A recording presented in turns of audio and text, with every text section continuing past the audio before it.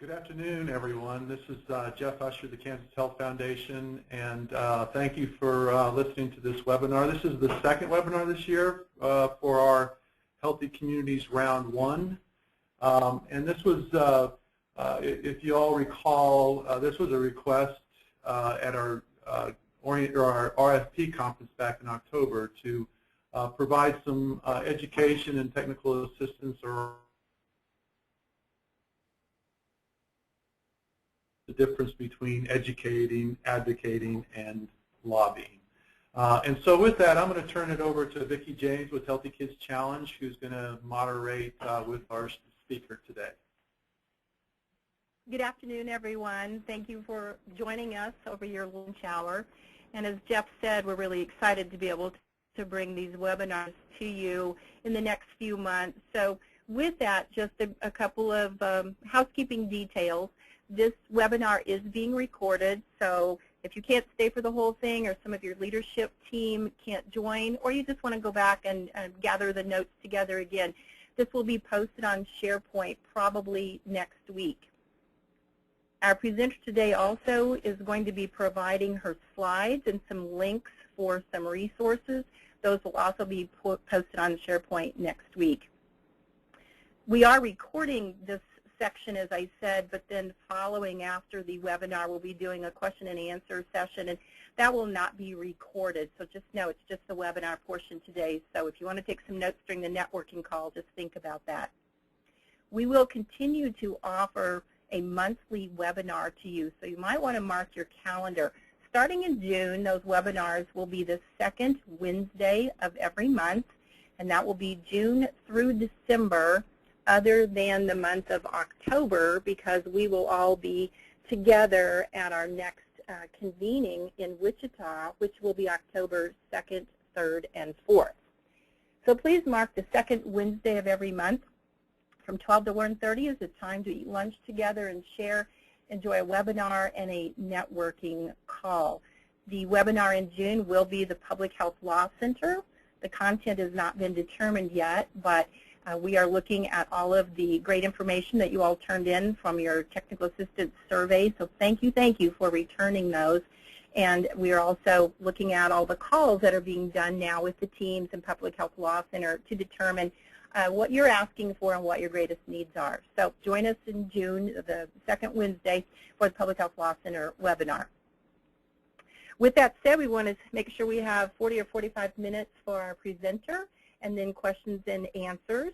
She has been very gracious, though, and said, please type in your questions as she goes along, and if there's something that's not clear, she is willing to have Elisa Buller at the Foundation, who's our organizer today, stop her and explain something in the middle of the presentation. So whether you want to stop and have something clarified, type that question in, or a question you want answered, we'll have time at the end to do that. So with that said, I'd like to introduce Nayantara Mehta. She's the Senior Counsel with Alliance for Justice in the Oakland, California office, and she works through the Boulder Advocacy Initiative to support nonprofit advocacy and voter engagement. She provides training and technical assistance to nonprofit and foundation staff and board members on rules governing advocacy and lobbying. And you may recognize her name because she has been visible to us in Kansas, and I know she has presented at the Recognition Grant Conference more than once. So with that said, we'd really like to welcome Nayantara today. Hi, everyone. Hi, Vicki. Thank you. Thank you for inviting me to present this material today. I'll say just a little bit about Alliance for Justice for those of you who aren't familiar with us, but as Vicki said, I've been to Kansas the last 2 years for the Recognition Grant Conference, and it's been great to meet with advocates in Kansas because as she said, I'm based in Oakland, California, and I travel a bit, but my first time in Kansas was to come for the Recognition Grant Conference. And it's really helpful for me to see the work going on all over the country and to hear what's going on in Kansas. So I'm very impressed with what's happening.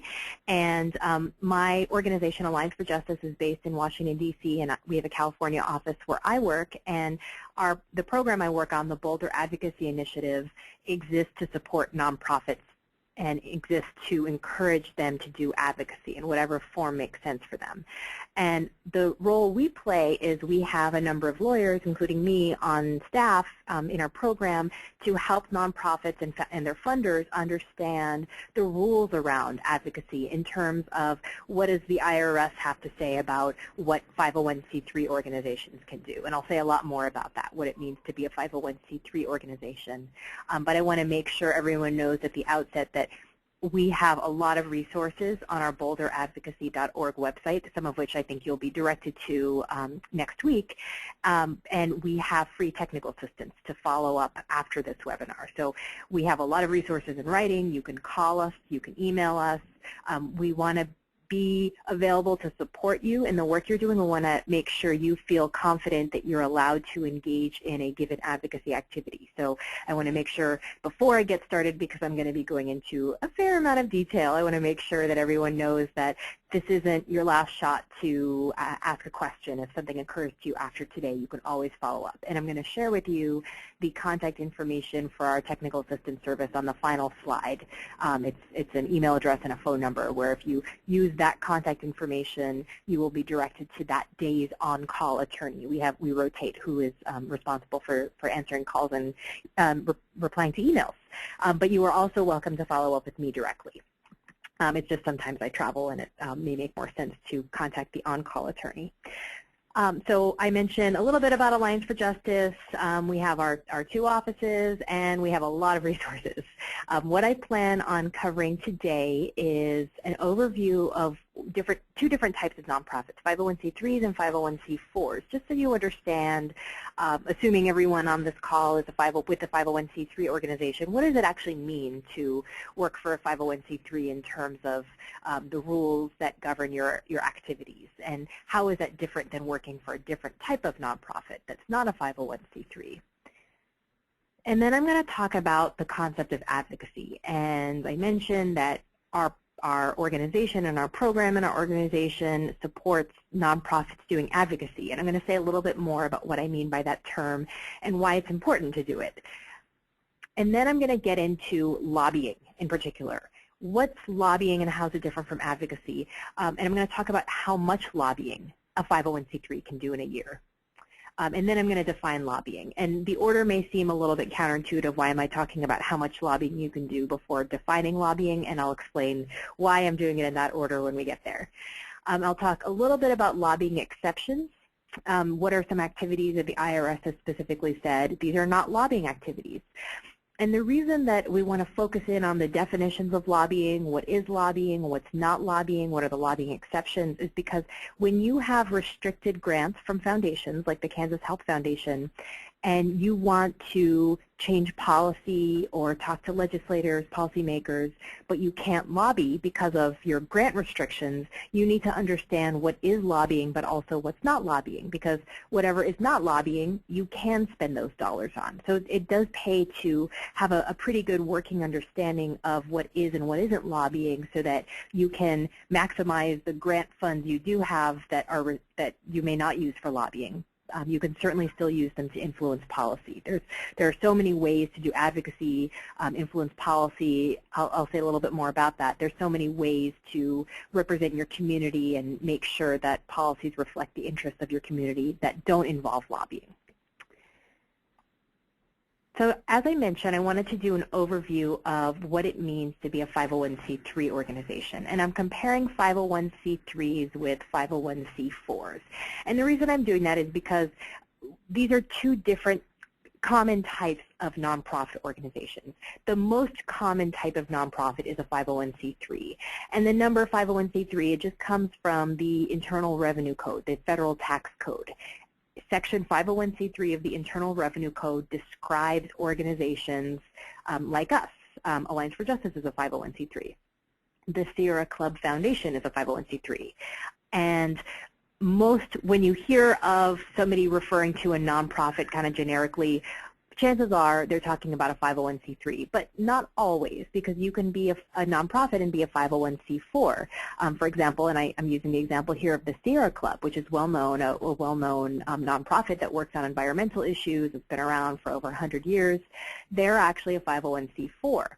And so that's why I mentioned that when you think of nonprofits, usually C3, but sometimes it could be C4, and it matters in terms of what these different types of organizations can do around advocacy. We at Alliance for Justice, we're a C3, we have an affiliated C4, the Alliance for Justice Action Campaign, just like the Sierra Club has an affiliated C3, the Sierra Club Foundation. And this is a structure that is fairly common where you have an affiliated C3 and an affiliated C4. We even share staff at Alliance for Justice and the Alliance for Justice Action Campaign. And this is certainly a possibility for organizations, existing C3s, that feel like they want to do more than their C3 status allows, so they create a separate C4. And if that's something that your organization has been thinking about or wants to know a little bit more about, you're welcome to contact us to talk through it a little bit more. We also have some resources that talk about the differences a little bit more. So I'm just mentioning that to keep it in the back of your mind that if you want to get more involved in advocacy, then you are allowed to as a 501c3. There are other organizational structures. But certainly C3s can do a lot of advocacy and even lobbying, even getting involved in elections. And so most C3s can do everything they need to within their existing 501c3 structure because there's so much you can do as a C3. The reason you want to be a 501c3 instead of a C4 is that contributions to us as C3s are tax deductible for the donor. So that's a big fundraising advantage for us as C3s. We can encourage individuals and others to give money to us, and then they get to take the charitable deduction. So they have a financial incentive to provide donations to us. Also, we as 501c3, what are called public charities, that's a type of 501c3, we are eligible to receive grants from private foundations, like the Kansas Health Foundation. Private foundations are actually also a type of 501c3, but they're a little bit different. They're treated a little bit differently. So although we all face challenges with fundraising as C3s, we, compared to other types of nonprofits like C4s, we have it relatively easy in that we give donors a big incentive to give to us by the way the tax law is structured. So most groups want to be C3s because of the fundraising advantages, because of the tax treatment of their donors. The trade-off is we get these great advantages. We get preferential tax treatment under the tax code, but the IRS says you may lobby, but you have to keep it to within certain annual limits. And I'm going to talk about what those limits are. Whereas C4s don't have limits on how much they can lobby. And when I say lobbying, I'm going to define it in much more detail, but for now I'll just say lobbying is efforts to influence legislation. So C3s can definitely do that without a question. They can influence legislation, but they have to stay within limits. And C4s can spend all their money on lobbying if they want. Because C4s, I neglected to say this before, C4s have less preferential tax treatment than C3s. Contributions to C4s are not tax deductible. Private foundations generally don't give to C4s. It's not impossible, but it's less common. So C4s have a much harder time raising money than C3s. But their trade-off is they get to do more lobbying. And the other area where C3s and C4s differ is that C3s may not support or oppose candidates for public office in elections. But as C3s, we can still get involved during election years. We can still encourage voting. We can still help voters understand what the candidates think about issues by organizing candidate forums or doing candidate questionnaires. So there's a lot of ways we can get involved in elections as C3s, but we need to make sure we are nonpartisan, that we don't suggest who's a better or worse candidate. C4s, in comparison, can support or oppose candidates for public office as their secondary activity.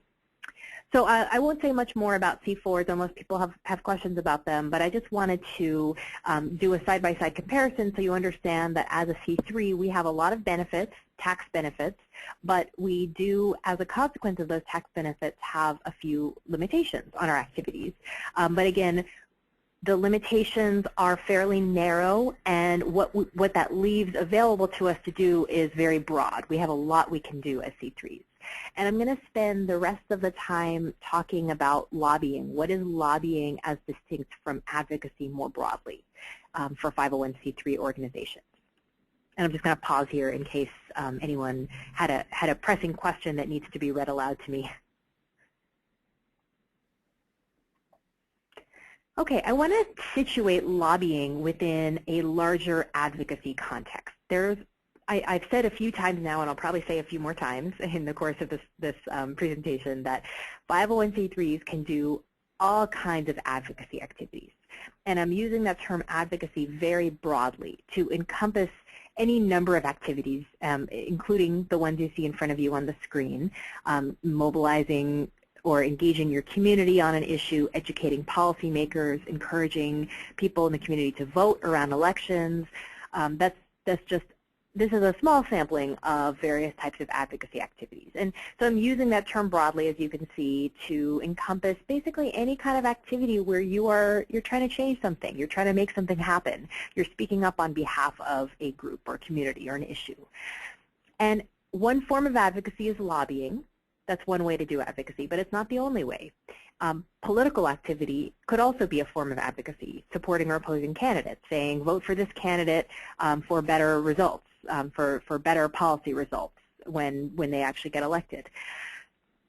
That is the only activity that is absolutely prohibited for 501c3s, that partisan political activity. And that's why you see that one activity in red on this list of different activities. So partisan political activity, I'm giving the red light to. C3s just cannot do it.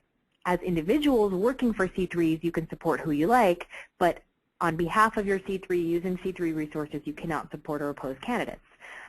Lobbying is here in yellow because you can certainly do it as a 501c3. Legally, there's no question that 501c3s can lobby. We definitely can. The IRS is very clear that we can lobby. But we have to stay within our annual lobbying limits.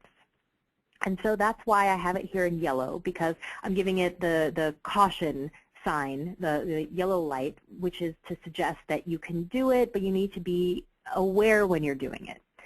And you also need to be aware and make sure that you have unrestricted dollars available to you to lobby, because I'm saying now legally 501c3s can lobby up to their annual lobbying limits, which I will define in just a moment. But that assumes you have unrestricted dollars available to you to lobby. So while, yes, legally you can lobby, you need to check your grant agreement and see what they say about whether you can lobby. And if we're talking about Kansas Health Foundation dollars, we know you can't lobby with those dollars. So you'll have to find some other dollars to lobby with that do not have restrictions. But getting back to my larger point, advocacy is very broad, and I'm going to talk more about some of these non-lobbying, nonpartisan activities. There's so many things you can do as a 501c3 that are not lobbying, that are not partisan political activities. So you may have noticed everything else on this screen, besides lobbying and partisan political activity, is in green, and that's to suggest green light, 501c3s can do all of these green activities without limit, because they're not lobbying, they're not partisan, therefore they're unrestricted. So I want to keep reminding you that there's a lot that you can do as 501c3s, even though as C3s we do have some limitations on lobbying and partisan political activities. And I just have a few examples here of different forms of advocacy. And this one is from the Safe Routes, National Center for Safe Routes to School website, celebrating local successes, where they're talking about how communities around the country have funded their projects, overcome challenges, incorporated the 5 E's. These might be familiar concepts to you all. And it basically educates readers about what others have done successfully, and it hopefully gives ideas to readers of this website about maybe they can incorporate some of these successes from other communities. And I'd say this is a form of advocacy. You're educating on what's worked, what ideas you may want to incorporate into your own advocacy. There's no lobbying going on here. You're just explaining what happened in another community. So this is certainly one of those green activities, non-lobbying advocacy. You may also engage in activities where you invite current legislators to meet the community you work with. This is actually an image of a California state legislator at a school meeting with little kids. And he was invited there by a 501c3 to come meet, or I should say, excuse me, this was an after-school program, to come meet the actual kids who are affected by potential government funding cuts. And so it's sometimes a good way to, even outside of talking about budgets or anything like that, just a good way to invite members of the state legislature, for example, of the local legislature, to actually meet members of their community, people that they represent, and just to forge those connections. And you can invite a legislator, sitting legislator, to take a tour of your facility, meet the community you work with, talk to kids who you may be working on behalf of, and that activity is probably not going to be lobbying. It depends a little bit on what you say in that particular meeting, but you can definitely invite a legislator to see what you're up to, see what you're doing without engaging in lobbying activity. So therefore, you could spend, assuming it fits within the description of your grant, you could use Kansas Health Foundation or other restricted dollars on this type of activity where you invite a legislator or you go have a meeting with a legislator just to educate them generally. You can also educate explicitly on legislation. This is an example from the Kansas Nonprofit Chamber of Service, which is educating recipients of a newsletter about Kansas House Bill 2188. And in this particular communication that I've provided a screenshot of, all this communication does is educate about what the bill would do. So this potentially, even though we're talking explicitly about legislation here, this particular communication is not necessarily lobbying because it's not asking people to do anything about it. It's just saying, hey, public, you should know about this. This is important to you. I'm going to tell you why, but I'm not going to say anything else. I'm just going to educate you about this. So this is also something that is theoretically not a lobbying activity, even though you are educating, or this organization is educating the public on legislation. If this particular communication were then to say, please call up your state legislator and urge him or her to vote no on this legislation, that would turn this into a lobbying communication. So that's why it matters actually what you're saying in your particular communication, whether it's a written communication or an in-person meeting or any other form of communication. So what I've done is, before even getting into the definition of lobbying, just give you a few examples of forms of advocacy that 501c3s can certainly engage in without a doubt. Any of these forms of advocacy that I just gave you examples of could be non-lobbying advocacy. And it could be activities you could engage in with restricted dollars. They could become lobbying if you say certain things in the communication. So I'll hopefully give you the tools to figure out when a communication is non-lobbying advocacy versus lobbying. And as we get into the definitions, into the details about what's lobbying, how much lobbying can you do, I just want to remind you, as 501c3s, the important thing is you can advocate, you should advocate, and you can even lobby for change. You just need to make sure when you lobby, you have unrestricted dollars available to lobby with. I'm going to talk briefly about how much you can lobby as a 501c3, because I've said, and I said in the beginning in that chart where I said 501c3s can lobby within their annual limits, I've talked about limits. And so you need to know how much as a 501c3 you can lobby. There are two ways to figure out as a 501c3 how much you can lobby. There's two options. I wish it were a little bit clearer where I could just say, here's how much you can lobby, but unfortunately the IRS makes it a little more complicated. You have two options to choose from, and I strongly recommend the second option, the 501H expenditure test, for reasons that I will explain. So I'll just say, if you remember nothing else about lobbying limits, remember that the 501H expenditure test is a much better option for 501c3s, but in order to use that much better option, you have to tell the IRS you want to use that option. The reason is because the other alternative, the insubstantial part test, is the default test, which means it applies to you by default if you don't do anything else. If you don't tell the IRS, I want that second better option, you're stuck with the insubstantial part test, which is okay. What it tells us is that as C3 organizations, we can do an insubstantial amount of lobbying. So you may wonder, what is insubstantial? How much is that? And unfortunately, the IRS has not defined what is insubstantial. So we know we can do a little bit of lobbying. We're not entirely sure how much. The IRS doesn't really give us a clear definition of lobbying. The IRS looks at all our activities, even if it's volunteer. So if you have board members who volunteer and lobby on your behalf, that counts as your lobbying activity. The alternative is the 501H expenditure test. And it's much better because you know exactly how much you can lobby. You get clear dollar-based limits. You know,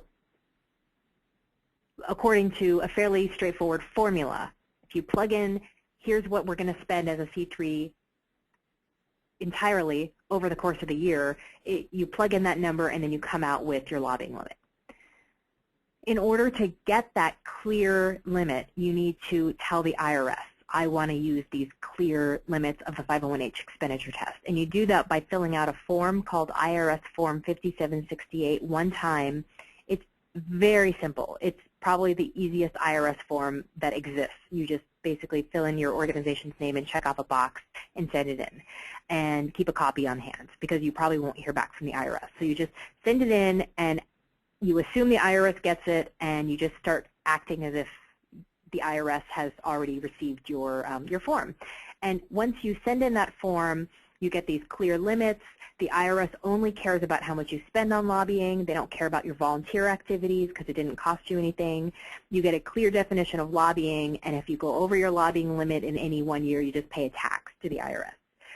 So in almost every way, the 501H expenditure test makes life a lot easier for 501c3s because you know exactly how much you can lobby at the beginning of the year. You can tell as you're going through the year whether you're getting close to your lobbying limit. You know exactly what's lobbying and what's not lobbying. If you happen to go over your lobbying limit, you just pay tax, not that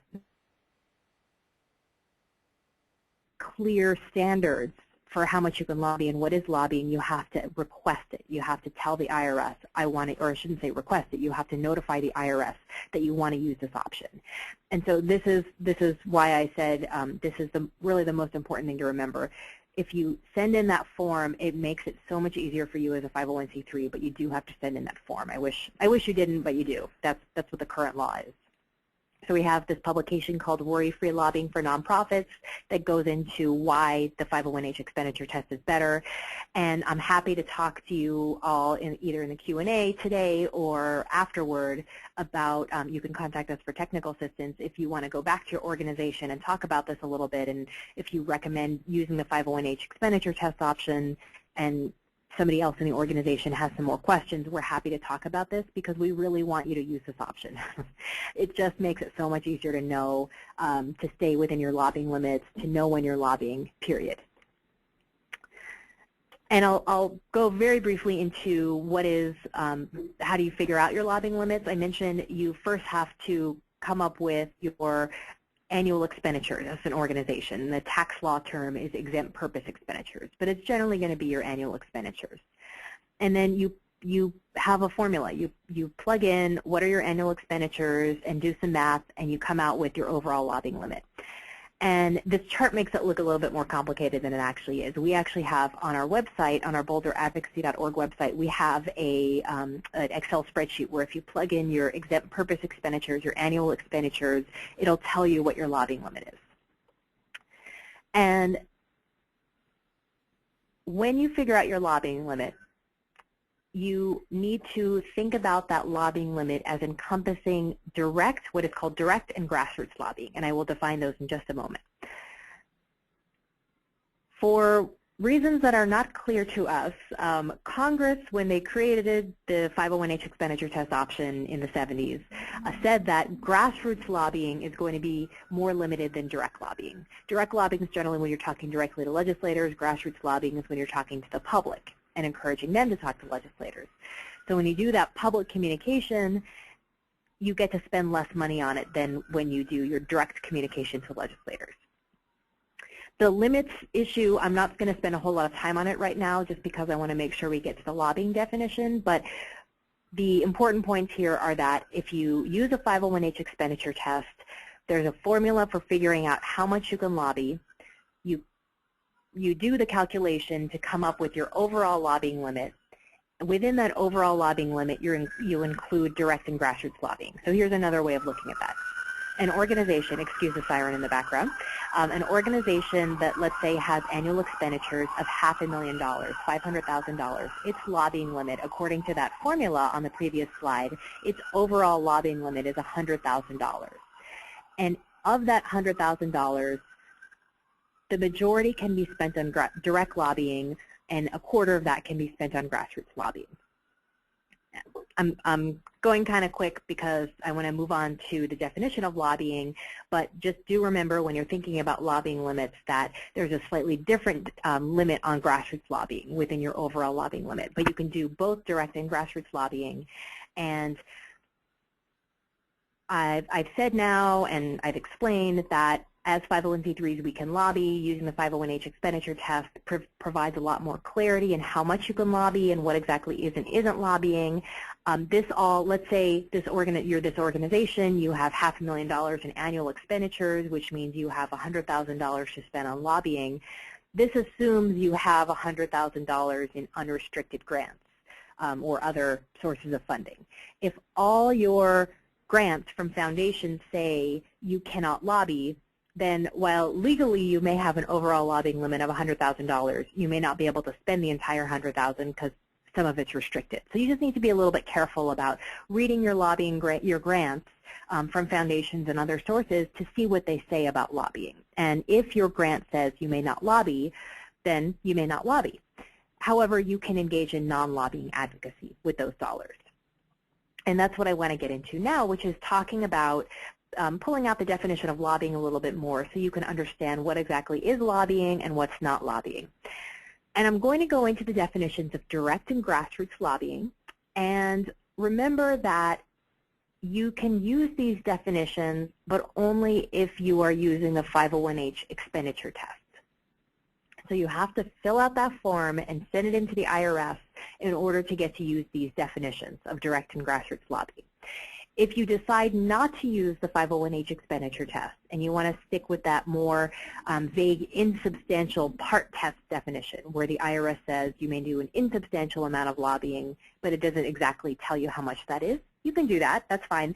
However, the definitions are not at all clear under that standard. So what I'm going to talk about is probably a good guide for figuring out what's lobbying, but if you're deciding as a 501c3 to stay under that insubstantial part test definition instead of the 501h expenditure test, then it's going to be a lot harder for me to say what is and what isn't lobbying. So that's why, this is another reason why I strongly recommend that your organization fill out that really easy form, 5768, send it into the IRS, and that way you get to use these really easy, these fairly clear definitions of what is and what isn't lobbying.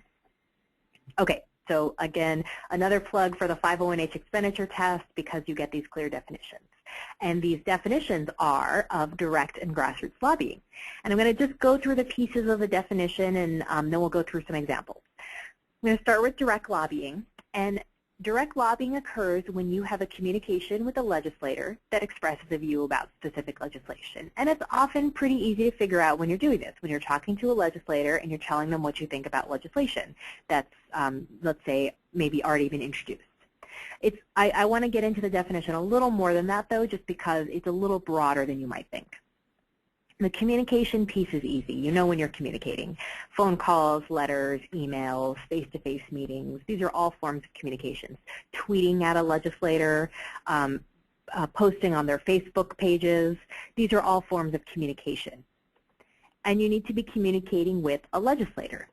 And a legislator is going to be who you would expect. They're going to be members of legislative bodies, federal, state, and local. So even if all you do is work with the local city council on legislation, that's still lobbying. It also includes, the definition of legislator also includes communications with staff, because oftentimes we're meeting with staff instead of directly with the legislators. And I said that a legislator is generally going to be somebody in a legislative body. Occasionally, you could be talking to somebody like the governor in his legislative capacity. Usually he's not a legislator, because if you think about, back to civics and the understanding of the three branches of government, there's the executive, legislative, and judicial branches of government. the governor or the president is the head of the executive branch. Occasionally, though, he acts in a legislative capacity. And that would be when, for example, you're asking him to sign or veto legislation. If you're talking to him in that capacity, where you're urging him to sign or veto legislation, you're talking to him as if he were a legislator. And then also, if we're talking about ballot measures, measures before the public that we vote on, we vote whether they should become law or not. When you're talking directly to the voting public, you're talking directly to the people who are legislating. The public is actually deciding whether a ballot measure is going to become law or not. And so this is a little twist on the who's a legislator. When you're talking to the public about ballot measures, you're talking directly to the legislative body, who is us, voting on a measure. Who is not a legislator would be members of what the IRS calls special purpose bodies or administrative bodies. And this can be helpful, especially, again, if you work at the local level and you're working on school board policies, or you're talking to zoning board or housing authority or other local similar bodies about issues they have jurisdiction over. If you're communicating with these bodies, you're not lobbying, because the IRS doesn't consider these bodies to be legislative bodies. So therefore, you're not communicating with the legislator. And why that's helpful is because it doesn't count toward your lobbying limit, for one. So you can, this would be a green activity that's unlimited. You don't have to worry about keeping track of these for lobbying purposes. But also, not only does it not count toward your lobbying limit because it's not lobbying, you can use foundation dollars that tell you you can't lobby with those dollars, because this is not a lobbying activity. Therefore, you can use those foundation dollars that would otherwise not allow you to lobby. And I know I'm going fairly briefly. I want to make sure just to cover all the content in the next few minutes, but we'll be happy to answer more questions. And just to round out the definition of direct lobbying, you have a communication with a legislator that expresses a view about specific legislation. And you usually know when something specific legislation has already been introduced, but it's a little bit broader than that. And it also includes the budget, for example, because it has to go through the legislative process. So if you were communicating about whether a particular funding stream should be increased or trying to prevent something from being cut in the budget, you are generally going to be engaging in lobbying activity, which is perfectly legal and permitted for 501c3s. You just need to make sure you find unrestricted dollars to spend on that lobbying activity. The one part of the definition of direct lobbying that surprises the most people is that even before legislation has been formally introduced in the legislative body, you could still be lobbying. And that's because the IRS defines specific legislation as both legislation that's already been introduced, but also ideas for legislation. And so you see in the image, this guy's got a light bulb going off over his head. He's got a great idea for legislation. So if you are fairly specific about what you want to see in legislation, even if it hasn't been introduced yet, like let's say a neighboring state passed a law that you'd like to see in Kansas, and you were to bring that, you were going to have a meeting with the state legislator and talk about the neighboring state that has passed a law that you would like to see in Kansas, if you're specific about what you want to see, that would be a lobbying visit, which is perfectly fine for 501c3. You just, again, need to make sure you're within your lobbying limits, and you need to make sure you are not, that person having that meeting is not funded with restricted lobbying grants. So I want to also mention that there are a number of activities, and I've kind of touched on this before talking about advocacy broadly. There are a number of activities that are not lobbying, just by definition.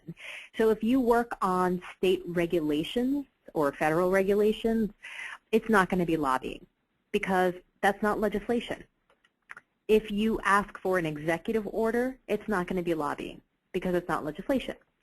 If you ask for an existing law to be enforced more, better, or you ask for an interpretation of existing law to make sure you're understanding it properly, if you engage in litigation, if you challenge a law in the court system, that's not going to be lobbying.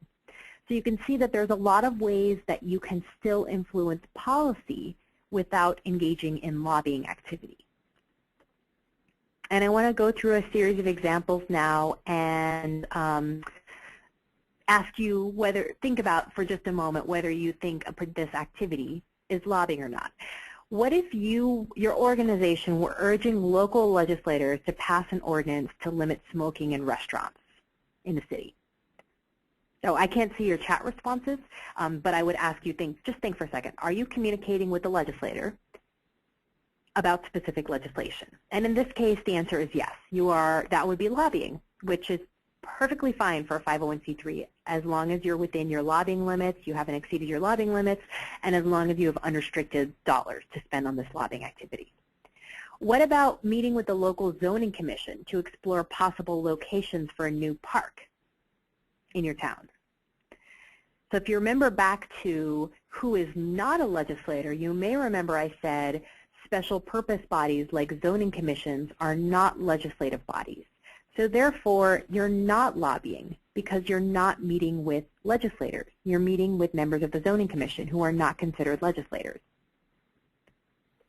How about, this is a little bit more complicated, urging the governor to issue an executive order on healthy foods in vending machines in schools, and also, so you have two purposes. You want to ask him to issue an executive order. You also want him to include funding for a pilot project you have in mind in his state budget proposal. So you've got a couple of purposes for this meeting. The executive order part of it is not going to be lobbying, because if you remember back to the previous slide, I said that asking for an executive order is not lobbying because it's not engaging in the legislative process. So that part's not lobbying. However, asking the governor to include funding in the state budget for a particular program is lobbying. Trying to influence what goes into the budget is lobbying.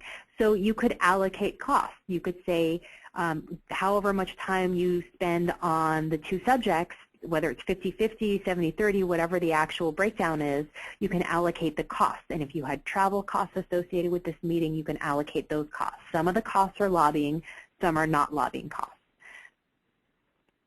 How about this? Educating legislators about the role of prevention in leading to better health outcomes. Where there's no ask, you're not asking them to do anything in the legislature, you're just helping them understand how important preventative services are. Hopefully, you agree that that's not lobbying, because what you're doing is you're talking to legislators, you're talking about an important issue, but you're not asking them to do anything. You're not expressing a view about specific legislation. You're just talking about an issue broadly. So that's not going to be lobbying. Hopefully, this list of activities gives you a sense of the fact that you need to really know what's being said in a particular meeting or in a particular communication to know whether it's going to be lobbying or not. And again, the reason you want to be able to distinguish between lobbying and non-lobbying activity is that you have your lobbying limits as a 501c3, and you also need to be careful if you're using funding from a particular foundation that prohibits lobbying with their dollars. You need to be able to demonstrate to them that you know the difference between lobbying and non-lobbying activities, and you don't want to be spending their dollars on lobbying when they've told you not to, because then you'd be in violation of your grant agreement. Nayantara, can I interrupt you with a question? Sure, yes. We have one. Our organization is requested to report on a regular basis to the county and city commissioners. If the report relates to the development of policy, is this lobbying? I guess it kind of depends on, it really depends on more details and whether there's a possibility that that type of report, a written report to a commission, a county commission, may fit within one of the lobbying exceptions. So if it's okay with the person who asked the question, let me get to that lobbying exception in maybe like 4 or 5 more slides, and then if that doesn't answer your question, then make sure you ask it again, and we will revisit it. So was there anything else in the meantime? That was it. Okay, great. Okay, so I just want to now go through the definition of grassroots lobbying, and I'll be faster here because there's just a couple of things I want to highlight. Grassroots lobbying occurs when you are communicating with the general public and you're expressing a view about specific legislation and you have a call to action. So you may notice here that there's 4 pieces of the definition, unlike direct lobbying, which only has 3 pieces. And this 4th piece, the call to action, is really the most important. So when you're talking to the public about specific legislation, it's not going to be lobbying unless you have this 4th piece, this call to action.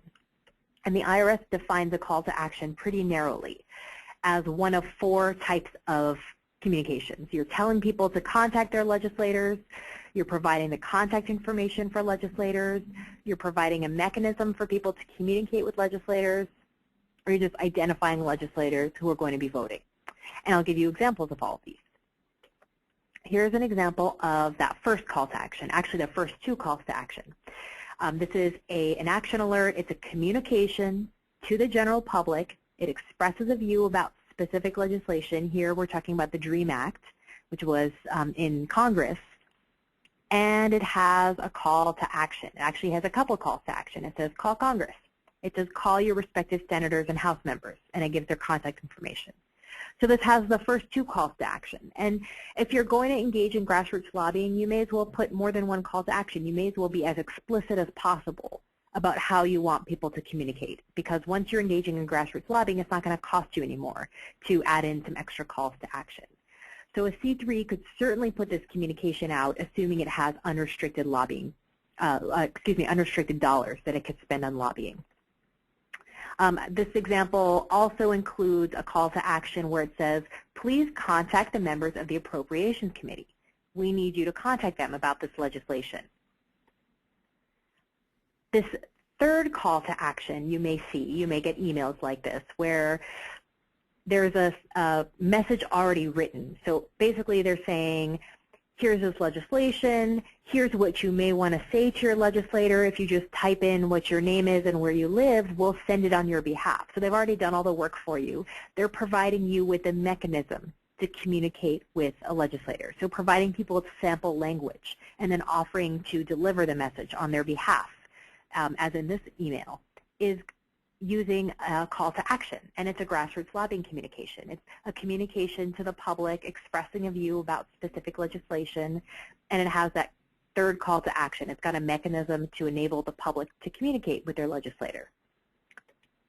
And the 4th call to action is where you are not specifically saying, please contact these people. You're saying something like, here are the people who are going to be voting. Here are the people who haven't decided yet. And it's still a call to action.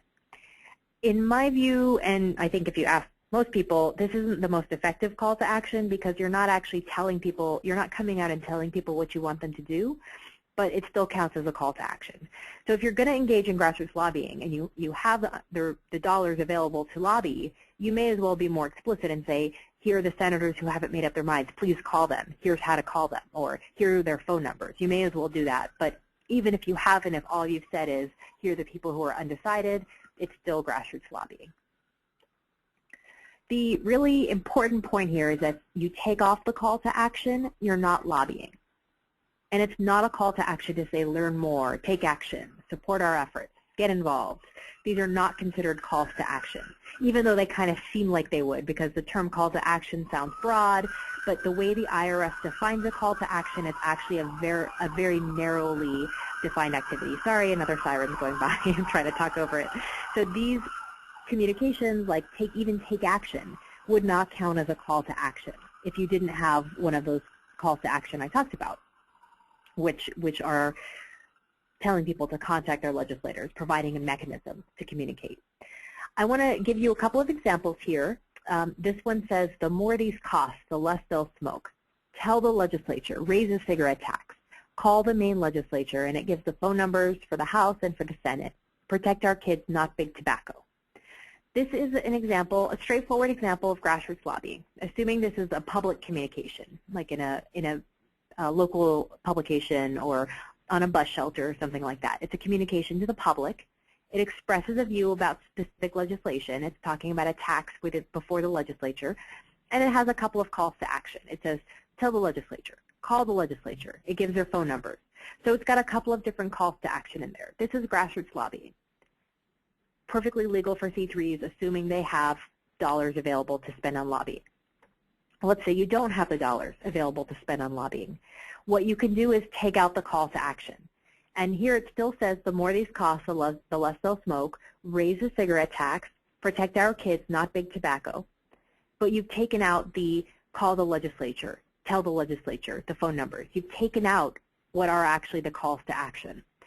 And I know that a lot of people look at this and they think, well, raise the cigarette tax, that seems like a call to action. But according to the IRS, it is not. It is not saying contact your legislature, here's how to contact them. So it doesn't have a call to action. Just want to, actually, I'm going to go back to this just because I think it's really important to know that under the definition of grassroots lobbying, you can be very strategic about the language you use and avoid lobbying when you don't have the dollars available to lobby. This ability to be strategic, to take out the call to action, only applies to you if you're using the 501H expenditure test to measure your lobbying limits for the year. Because remember, if you are using the alternative, the default, vague, insubstantial part test, there is no clear definition of lobbying. This definition of lobbying, of grassroots lobbying, which requires there to be a call to action to count as lobbying, only applies if you're using the 501H expenditure test. So this is another really important reason to fill out that form and send it into the IRS to tell them I want to use the 501H expenditure test, because if you do, you get these much clearer definitions. There are a couple more examples which I will come back to if we have time. I want to, though, flag the lobbying exception and leave some time for questions. There's a couple of lobbying exceptions which may be particularly helpful for you as 501c3s. And it's really important to think about these lobbying exceptions as being opportunities for you all, because these are activities that you can spend even your restricted dollars on. So if you have a grant that says you may not lobby with this money, you may do these activities, because these activities are by definition not lobbying. They are excluded from the definition of lobbying. So you can spend those restricted grants on these activities. And the first one, nonpartisan analysis, study, or research, is basically going to be some kind of report on an issue. And as long as you have what the IRS calls a full and fair discussion of the issue, meaning it's not just one-sided, it's maybe two sides of an issue or dueling arguments, you can still take a position on what you think is the better argument, and it's not going to be lobbying. You can even propose model legislation to address the problem, and it's not going to be lobbying, as long as you have that full and fair discussion of the issue. And second exception, request for technical assistance, I think is where I was going with answering the question, which is what if you are submitting reports to the county commission? And the reason I thought this exception might apply is because the IRS specifically carves out this exception, request for technical assistance, where you get a written invitation to provide your view on legislation to a legislative body. So I'm actually going to skip ahead to that slide. So you get an invitation in writing by a governmental body to provide your view on legislation. And as long as you get that invitation in writing from somebody like the head of the commission who has the authority to issue invitations, and as long as what you are providing is available to all the members of that body, then you're allowed to take positions on, even on legislation. And so this is a great way to get to weigh in on legislation, but not actually lobby. And you can request a written invitation. If you haven't received one and you'd like to receive one, you can even ask for one. So it's entirely possible to take advantage of this exception and be proactive about it and get to weigh in on legislation. So that may or may not have answered or applied in the situation where the question came up, and I'm happy to talk through it a little bit more. But when it comes to figuring out whether a particular communication to, like, let's say talking directly to a governmental body is lobbying, you have to figure out, first of all, am I talking to a legislative body? And if it's the body that makes laws for the county, for example, if it passes ordinance at the local level, it's probably going to be a legislative body. So then the next question is, am I expressing a view about specific legislation? And if you are, then it seems like it would be lobbying unless it fits within this exception, where you've been invited in writing to provide your view on legislation by somebody on the governmental body, like the head of the commission or the chair of the commission. So I know I apologize, I've gone a little bit over the time allotted for the presentation, but I just want to leave you with these points and then take any questions and go back to any issues. Nonprofits, 501c3, can and should lobby. You just want to make sure you're within your annual lobbying limits, and of course, I've said it so many times, you want to make sure you understand that you have and find out that you have unrestricted dollars available to lobby. Only what meets the definition counts toward your lobbying limit.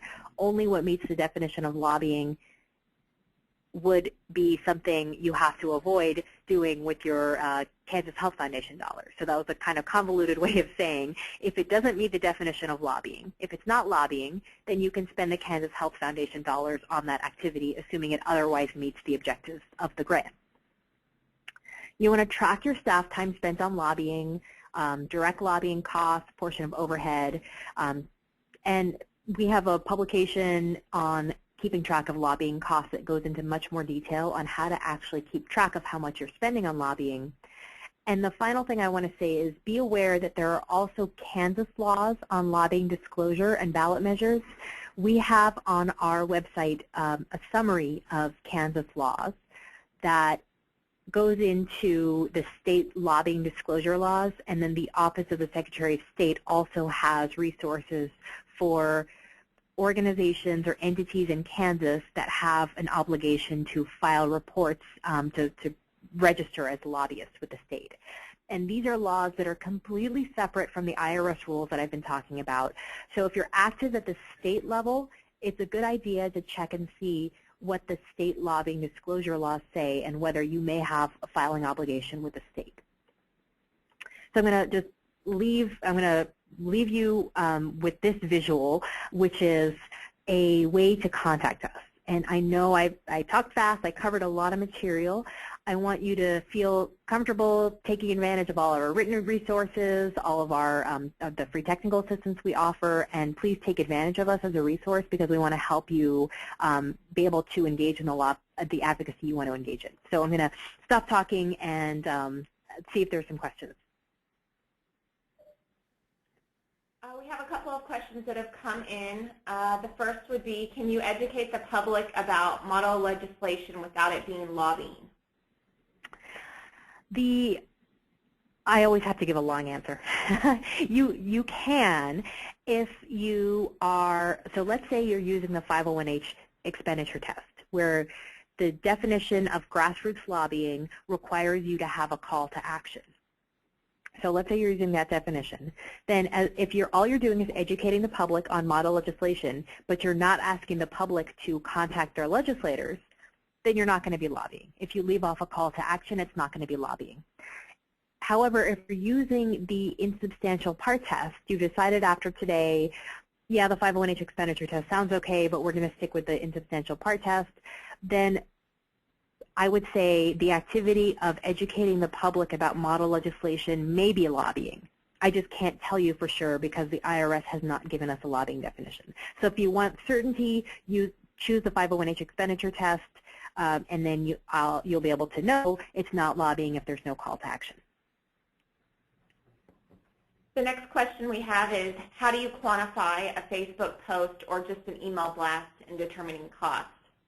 Yeah, that's a really good question. And ultimately, when you spend staff time drafting lobbying communications, even as small as a Facebook post or an email or something like that, it's going to cost a little bit of staff time and therefore organizational dollars. Because if you're being paid, some of your staff time spent on lobbying counts as your part of your salary being allocated to lobbying. And so the way that we suggest keeping track of those kinds of costs is just keep track of how much time you're spending on those activities.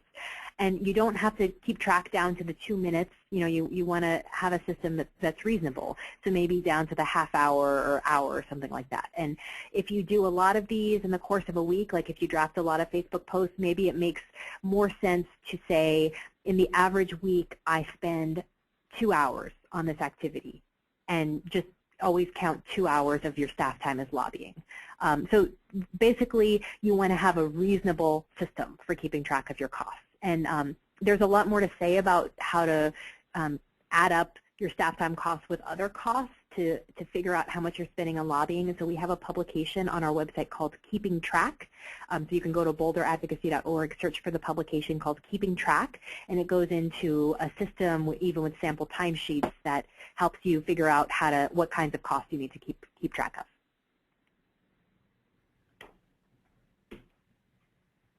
Those are the only questions we have received. If you have a question, please enter it in the questions box on the side of your screen. And if the person who asked the question about submitting regular reports to the county commission is still on and you want to ask a follow-up question, or if the exception I talked about, where you get a written invitation, if that exception doesn't apply to you, if you have any follow-up questions, please feel free to ask.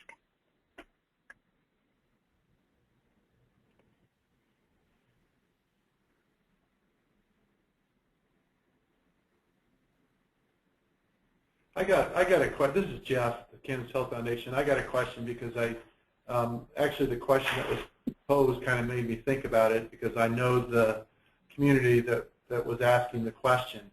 So they're one of our healthy communities, and they have several volunteers on that community that aren't being paid by Kansas Health Foundation dollars, and they have chosen to as a policy priority to have a publicly appointed food policy council.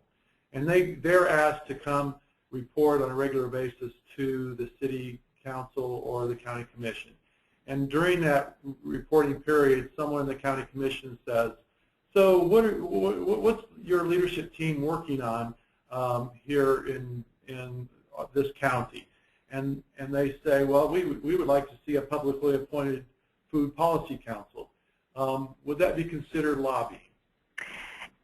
Would having that food council, that publicly appointed food council, require an act by the county commission to create it? It would, if it was publicly appointed, it would require an act either by the county commission or the city council, yes. So if what you're doing, what you're asking for is something that requires legislation, then it's possible that you are lobbying. But when thinking about whether something is a lobbying communication or not, I feel like it's helpful to think about what you're asking for. So if all you're saying is, we would like this body, this appointed body to exist, and you're not really getting into how it should come about, like you're not saying, we need the council or the commission, the county commission to do X, Y, and Z to have a council, but you're just saying, we think it would be helpful to have this council, and you're not really getting into much more detail. It's probably general enough that it's arguably not lobbying. Okay. But once you start getting to the specifics about, we need the county commission to take these steps to vote as a body to create this council, then probably those efforts are lobbying. But if you're using, I think you mentioned using volunteer time, is that right, Jeff? Yeah, it could be a volunteer, yeah. Yeah, so I mean, if you're using volunteer time, then technically the organization is not incurring costs. If it's truly volunteer, like you're not also using staff time and using people who are being paid to strategize about this. So the really big benefit of using the 501H expenditure test, in addition to having clear definitions and lobbying limits, is that all the IRS cares about for the 501H expenditure test is how much did you spend. And they explicitly leave out when you have volunteers lobbying, because it didn't cost anything to the organization.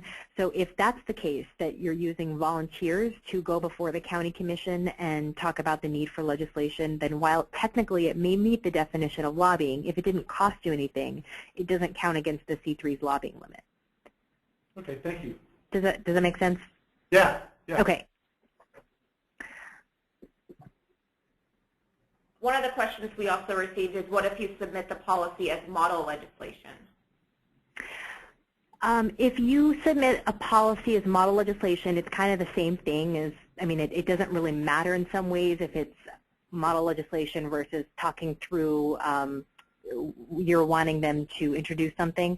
The important point is, if you got the written invitation to submit that, then it could meet that exception, the technical assistance exception, where you get a written invitation to provide your viewpoint on legislation.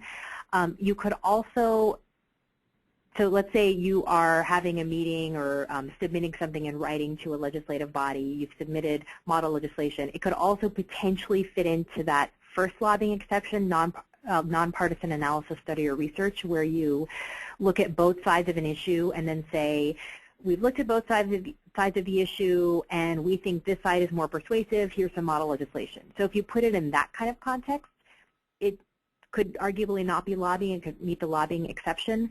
But if all it is just you're saying to a legislative body, here's some model legislation. You didn't get invited in writing.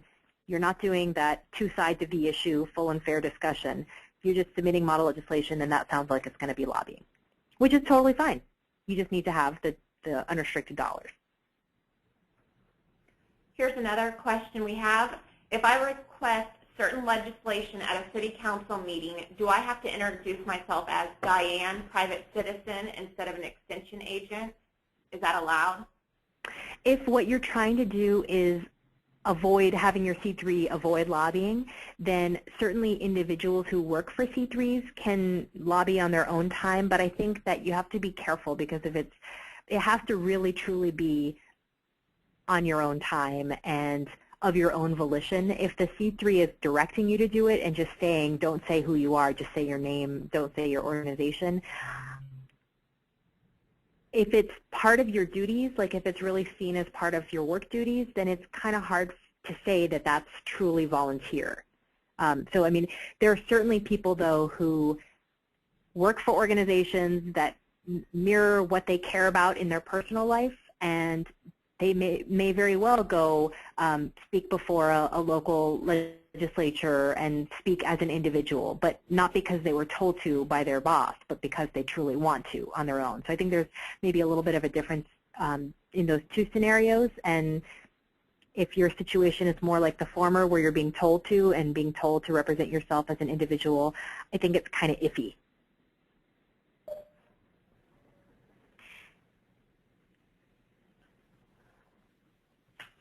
I think that's all the questions we have.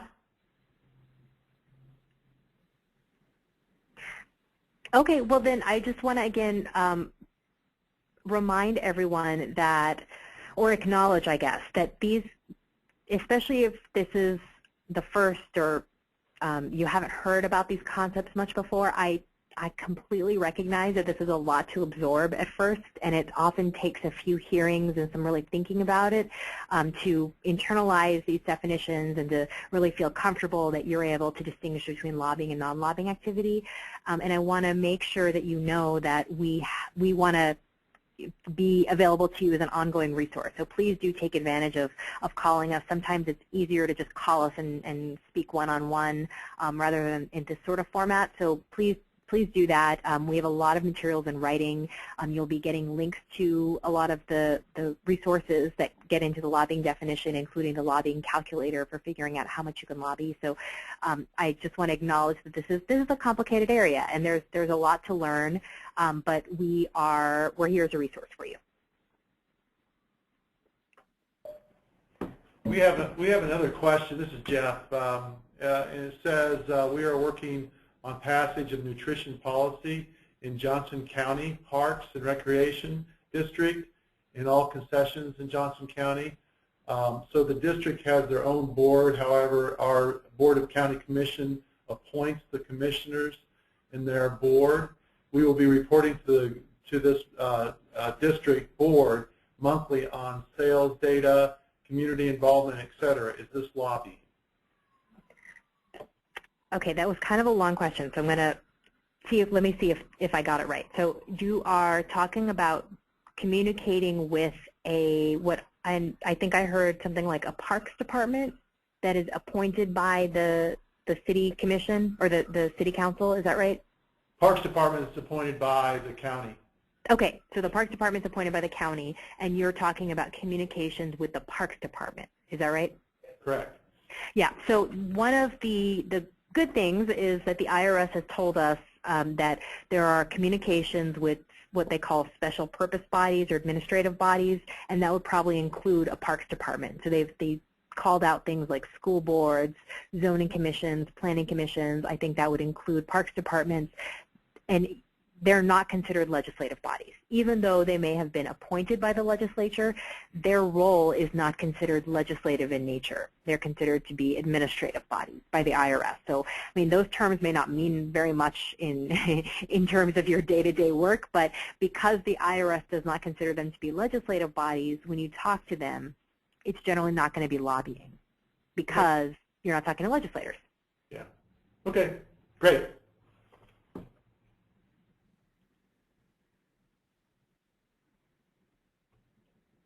I think that's all.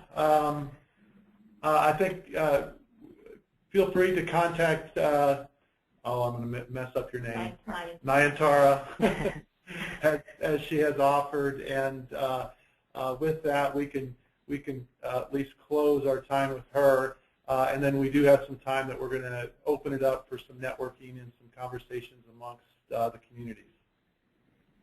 Thanks, Nayantara. Thank you. Bye, everyone.